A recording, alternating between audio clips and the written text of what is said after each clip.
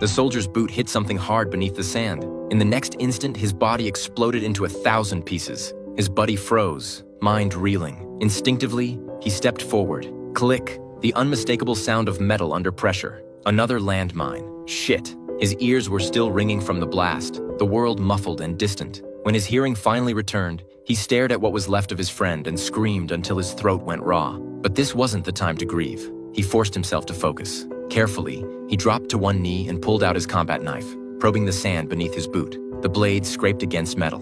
Definitely a mine. Scanning the area, he spotted the radio about 10 feet away. He untied his bootlaces and fashioned a makeshift grappling hook with his entrenching tool. After several failed attempts, he threw it with everything he had. The force nearly lifted his foot off the mine, but miraculously, he snagged the pack. After what felt like hours, he finally reached headquarters and explained his situation. Their response made his blood run cold. No choppers could enter the desert due to frequent sandstorms. Ground rescue would take 52 hours. He set his watch timer, 52 hours in 113-degree heat. The odds weren't good. When hunger became unbearable, he ate his last piece of beef jerky and took 2 swigs from his canteen before it ran dry. Then a breeze picked up. He turned his head and his heart sank. A massive sandstorm was rolling in. He quickly shouldered his pack for extra weight and jammed his rifle into the ground as an anchor.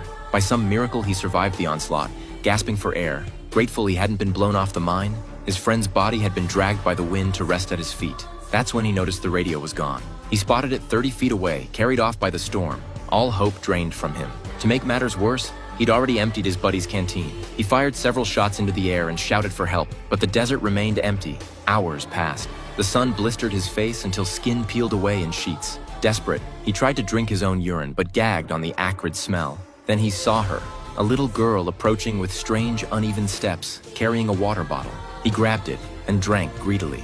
He tried to thank her, but she didn't understand. She pulled out a toy soldier, and he found one in his own pocket to show her. She arranged the toys on the ground and began pushing one forward. He didn't understand what she was trying to tell him. He gestured frantically toward the radio, begging for help, but she turned and ran, disappearing into the desert haze.